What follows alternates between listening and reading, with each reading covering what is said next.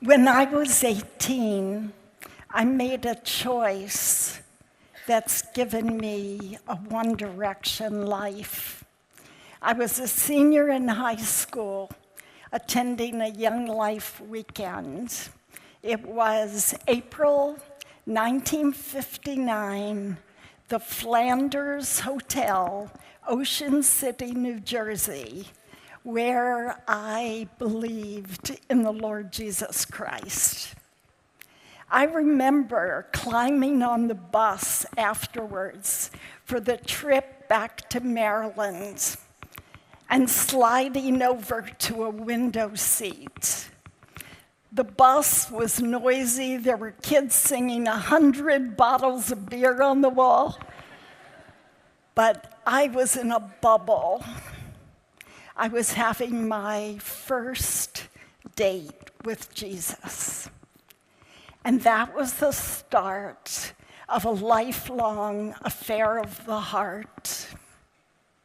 For the first time, I was coming to the Bible with spiritual connection. I didn't know the terms devotions or quiet time. Reading the Bible and praying wasn't a spiritual discipline. It was a spiritual aphrodisiac. But sometime in my first year of college, that heady sense of God's presence faded. But I chose to keep coming back morning after morning for my date with the Lord. Fast forward about 12 years. Roger and I are married. We're living in Asia. We've had 3 kids in 4 years. I'm feeding lots of servicemen. I've got spit up on my shoulder and a fatigued brain bordering on hamburger. And my dates with Jesus look very different. Sometimes it was just a verse card on the arm of the rocking chair as I'm nursing a baby. And there were some days when I missed it altogether, but it was still an affair of the heart. I believe that our choices shape us. And for me, there are 2 choices. The choice to keep the date with the Lord every day. And the second is the choice to keep it an affair of the heart. And I need to make those choices over and over again. But it's in my date with Jesus that I see him, that he tells me I am his and he is mine. It's in my date with Jesus that he reminds me I'm forgiven and blessed, and that he measures success differently, that there are invisible realms, that my life is hid with him in God, and that where I'm weak, he's strong. It's in my date with Jesus that transformation begins from the inside out. It's in my date with Jesus that he gives me something fresh to give to the generations behind me. And I believe the choice to keep a daily date with God has kept me from frittering my life away. I've been a mentor with a young moms group for 14 years. We were sitting around talking, and then one young mom, this adorable girl with this smoky Southern twang and a master's degree, said, I get up 30 minutes before my kids to do Pinterest.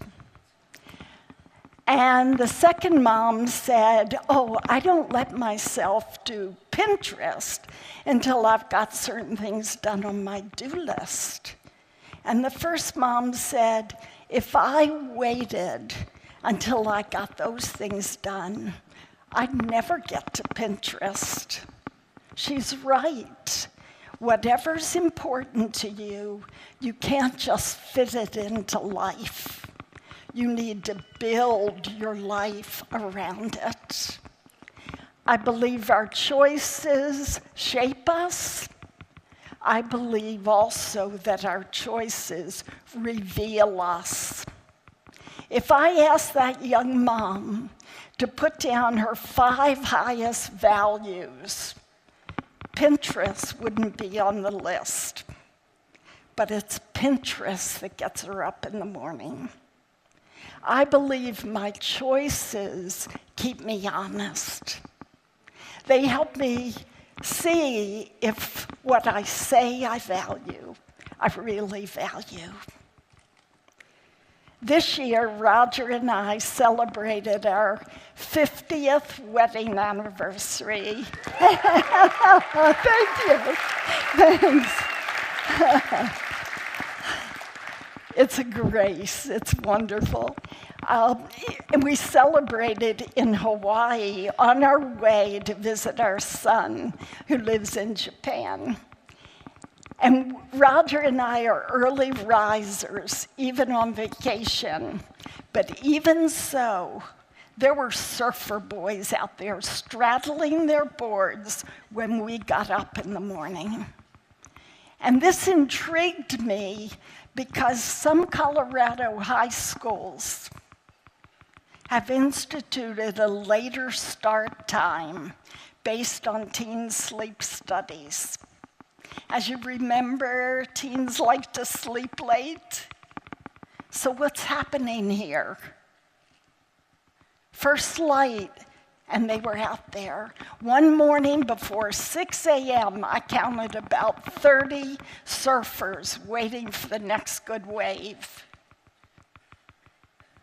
Now, I'm assuming that their mothers did not nag them to get them up. So what gets them up? Desire. Desire. It's an affair of the heart. I suspect that surfer boys never ask themselves if getting up early to surf is legalistic.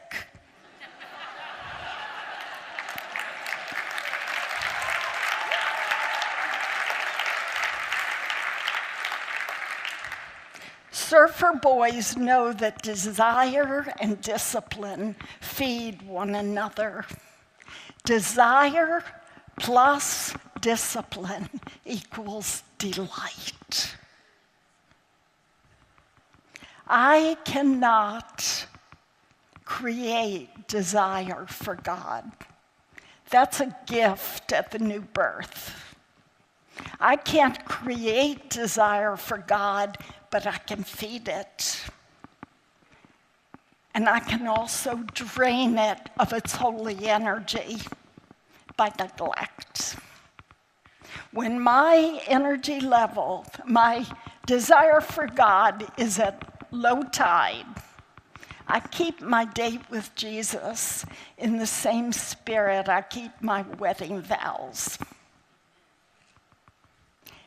Andrew Murray wrote,